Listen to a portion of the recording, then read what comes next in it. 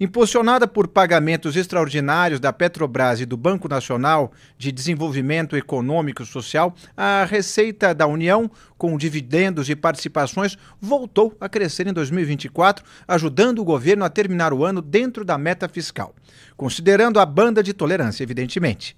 A expectativa do governo é ter recebido 72,97 bilhões de reais em 2024. Já saúdo Vandic Silveira e eu pergunto se isso é o que já poderíamos chamar de nova pedalada fiscal. Primeiro você gasta, depois você torce para que a arrecadação consiga alcançar o que você já gastou. Bom dia, José Inácio, bom dia a todos que nos assistem aqui. Prazer estar nessa segunda-feira começando já com esse pessoal maravilhoso que segue o Antagonista.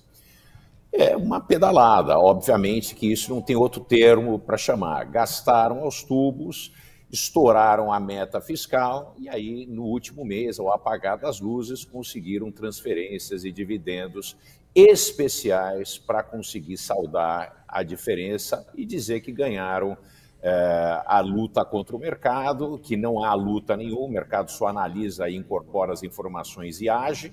E isso faz com que o Brasil, mais uma vez, seja um país que não possa ser respeitado, porque o governo cisma em maquiar os números. É vergonhoso para a gente, eu me sinto envergonhado como economista e como brasileiro.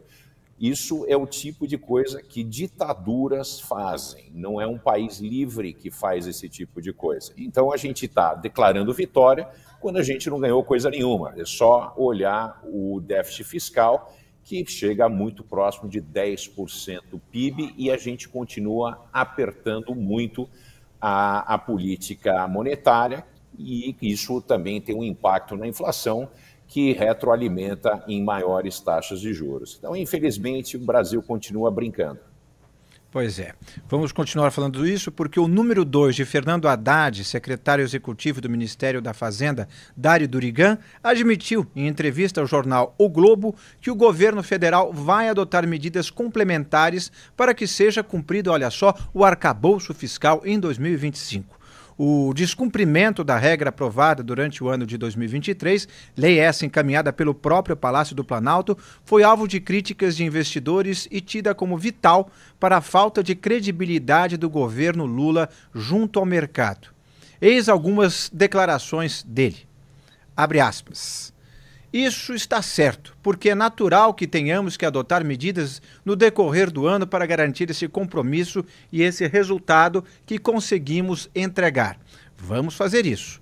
Temos que garantir que o orçamento de 2025 seja bem executado. Se tiver alguma política pública que esteja fora do prumo, vamos corrigir para que o gasto fique dentro da nova regra fiscal. E ele continua. O arcabouço deu certo. O que de fato hoje nos escapa são as expectativas que não estão no nosso controle. É legítimo que tenhamos que dar novos passos para garantir que as expectativas estejam mais condizentes com os resultados que estamos entregando. E segue. Tem um timing natural. Temos que aprovar o orçamento e dar consecução a isso. Todo o pacote de medidas está sendo estudado por nós. Medidas diversas podem ser adotadas, seja administrativamente, de colegiados, como o Conselho Monetário Nacional, e do ponto de vista do Congresso Nacional. E aí eu já pergunto para você, Vandic Silveira, você sentiu firmeza na declaração dele? Você acredita que realmente haverá, portanto, cortes para que o arcabouço fiscal seja obedecido de fato ao longo desse ano? Zero chance disso acontecer, ainda mais num ano que precede o ano eleitoral. Corte a gente já deixou muito claro, o governo deixou muito claro que não faz parte do cardápio de opções. Quer dizer, vão continuar mascarando de forma que for, vão tentar tirar o máximo proveito do banco do BNDES e das estatais e principalmente, eu falo aqui, a minha preocupação é Petrobras e BNDES. Petrobras por quê? Tanto o diesel como gasolina estão defasados acima de 2 dígitos. O diesel em torno de 15, 15,5% e a gasolina em 12%. Quer dizer, no momento que isso for repassado, né, rentabilidade Petrobras, etc., tudo isso começa a ser comprometido e não vai ser repassado. Essa que é a grande preocupação, porque se repassar vai ter um problema muito sério com relação ao IPCA. Então vamos fazer aquele repasse a conta gotas. Já o BNDES, a minha grande preocupação é o seguinte: todo esse recurso que está na mão do BNDES, que por estatuto poderia passar de volta para o Tesouro Nacional, não o faz, e faz em momentos especiais. E a minha preocupação é o seguinte: uma vez que nós temos quase 97% do orçamento engessado, e esse ano vai ser ainda mais comprometido, porque a gente não tem uma definição do orçamento, então a possibilidade, a manobra que o governo tem para poder fazer investimento é menor ainda. Então, se todo esse dinheiro que foi passado para o Tesouro Nacional pelo BNDES, ao apagar das luzes, tivesse sido passado anteriormente como uma política pública, esse dinheiro poderia ser utilizado para fazer as grandes melhorias que nós precisamos na infraestrutura do país e que não fazemos. Esse dinheiro fica na mão do BNDES, tentando encontrar amigos do rei, para poder fazer repasses para as indústrias e empresas que são carimbadas. Vandick, nós tivemos no governo Lula anterior o famoso, aqueles, como você falou, os amigos do rei, os campeões nacionais. Grandes empresas que recebiam aportes generosos por forma de empréstimos. Você vê isso acontecendo da mesma forma nessa gestão do Lula ou não? Em proporções menores, mas continuam acontecendo. Tem uma certa empresa que pertence a dois irmãos que estão tendo benefícios principalmente em áreas que não tem nada a ver com o seu core business. E houve até uma compra recentemente aí na Amazônia de uma outra empresa sob luzes duvidosas. Quer dizer, uma série de coisas que precisam ser explicadas para a nação. Então, esse tipo de coisa, né, não pode acontecer à luz do dia, né, como a gente diria, de uma maneira tão assim na cara do povo, sem respeitar regras republicanas, né? Tudo isso precisa ser muito estudado. Então, obviamente que a quantidade de dinheiro que é triado para empresas que são de amigos do rei são menores, mas ainda continua existindo esses pecadilos de relacionamentos promíscuos entre governo e empresas que fazem parte do métier de escolha desses amigos, né, muito presentes. Vamos continuar com você, Vandick, porque o presidente Lula se reuniu nesta segunda-feira com o novo ministro da Secretaria de Comunicação Social da Presidência da República, Sidônio Palmeira. O secretário de Comunicação Institucional, Laércio Portela, também participou. O encontro ocorre no momento em que o governo tenta desmentir uma série de fake news sobre taxação do PIX. As publicações vieram após uma instrução normativa da Receita Federal. A partir dessa norma, a Receita Federal passou a receber informações sobre transações financeiras que ultrapassem R$ 5.000 mensais para pessoas físicas. E eu também já dou boa tarde ao Wilson Lima, que vai participar, e eu já pergunto a ele qual foi o resultado dessa reunião aí em Brasília. Boa tarde, Inácio. Boa tarde, Vandick. Boa tarde para você que nos acompanha ao vivo aqui em Um Antagonista, também pelo canal BMC. A reunião ainda prossegue, tá, Inácio? Só para a gente... né, estou monitorando aqui, conversando com o pessoal do Palácio do Planalto, porque essa é a primeira missão do Sidônio Palmeira. Só que tem um detalhe que talvez o Vandick possa me ajudar nesse raciocínio, que é o seguinte. De fato, o PIX não vai ser taxado. Ponto. Mas... acho que a gente precisa deixar... Isso é fato, não vai ser taxado. Tá, o PIX, pelo menos por enquanto, não vai ser taxado. Só que o seguinte, quando você muda a regra para monitoramento de valores, você abre aí um flanco para que a Receita Federal bisbilhote o cidadão brasileiro. É disso que se trata. Agora, há pouco a Receita Federal divulgou uma nota dizendo que, segundo a Receita Federal, diz que não vai acontecer nada, né? Segundo a Receita Federal, é exatamente o contrário, a gente não tem condição de fiscalizar dezenas de milhões de pessoas que movimentam valores baixos. A gente quer automatizar isso para poder melhor orientar esse tipo de contribuinte a se regularizar, por exemplo.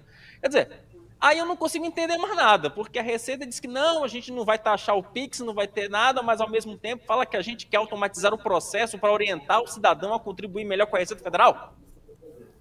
Assim, me parece que, de fato, a primeira missão do Sidônio Palmeira é deixar as coisas claras. Porque até agora o governo federal bateu cabeça nessa história do Pix e não mostrou. Gente, não vai taxar? Vai taxar? Vai fiscalizar? Não vai fiscalizar? É para pegar o camarada que sonega imposto? Não é para pegar o camarada que sonega imposto? Tá um barata voa. O Haddad, na semana passada, postou um vídeo que acabou não ajudando muita coisa. O Lula também apostou um vídeo fazendo um Pix de R$ 1.013 para o Corinthians para dizer que o Pix não vai ser taxado. Gente, conversa para boi dormir, né? O Pix, de fato, não vai ser taxado. Mas isso não significa que o cidadão vá se livrar totalmente das garras da Receita Federal. E é isso que o cidadão tem medo, não é, Vandic? Meu caro Wilson, todas as vezes que o governo diz para você que você não deve ter medo de algo, você deve ter medo de algo. Então, é exatamente onde nós estamos hoje. Se não vai taxar, por que vai fazer essa observação dos PIX acima de 5? Só para gastar mais tempo? Só para ter mais gente ocupada? É isso que a gente precisa? Ah, então não é isso? Então é para ajudar o cidadão de bem que não está contribuindo na íntegra com a Receita Federal ser mais habilidoso na sua capacidade de contribuir, então isso significa que você vai cobrar imposto, não tem outra maneira de falar isso.